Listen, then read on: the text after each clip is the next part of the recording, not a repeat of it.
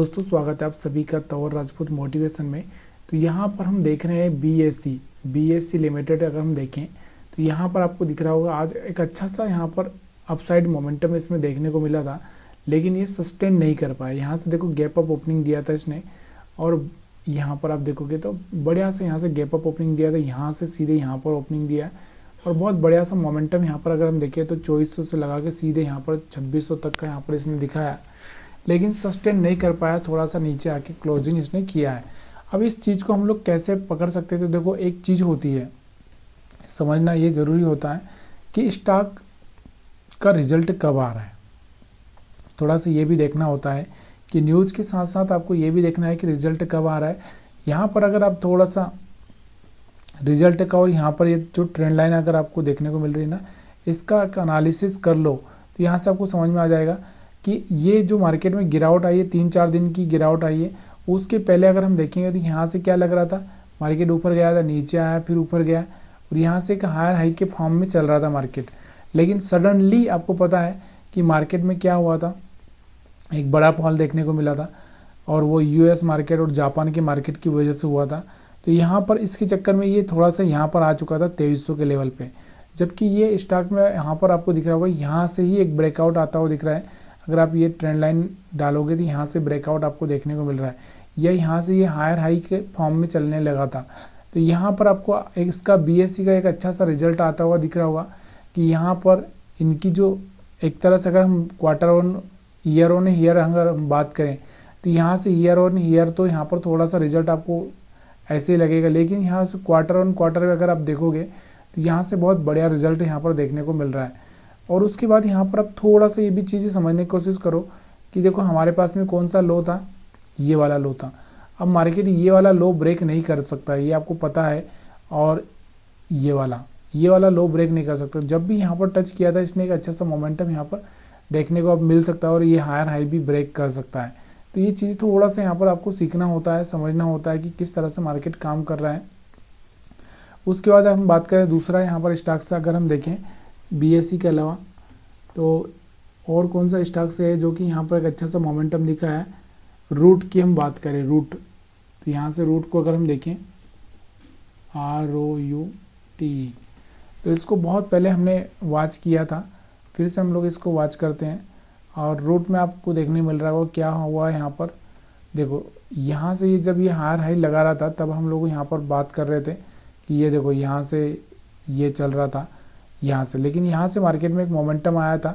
अब ये वाला हमारे पास में लो है और इसने 1500 को लो लगा दिया, 1400 का हमारे पास में ऑलरेडी है। तो यहाँ पर एक अच्छा सा लेवल था इसके लिए बाइंग का। हो सकता है इसका रिजल्ट ख़राब आया, उसकी वजह से थोड़ा सा यहाँ पर लोअर साइड में आया हो, लेकिन यहाँ से एक सही, अगर यहाँ से चल गया तो यहाँ से वापस से 1900 तक का लेवल देखने को आपको मिल सकता है। तो इस पर भी आप थोड़ा सा फोकस करके रख सकते हैं। अब ये थोड़ा सा यहाँ पर आपको देखने को मिल रहा होगा कि ये इसमें हम कैसे ट्रेडिंग कर सकते हैं। देखो 1 2 3 4 5 6 दिन से कंटिन्यू गिर रहा था।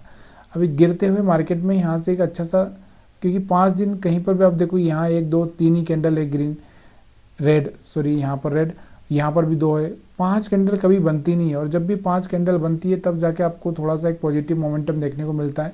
तो वो भी चीज़ें आपको याद रखनी होती है। दूसरा यहाँ पर आपको दिख रहा होगा कि यहाँ से एक प्राइस एक्शन बन सकता है। देखो यहाँ से अगर आप एक ट्रेंड लाइन भी यहाँ से अगर इस तरह से ड्रा करोगे तो ये ट्रेंड लाइन यहाँ तक जाता हुआ आपको देखने को मिल रहा है।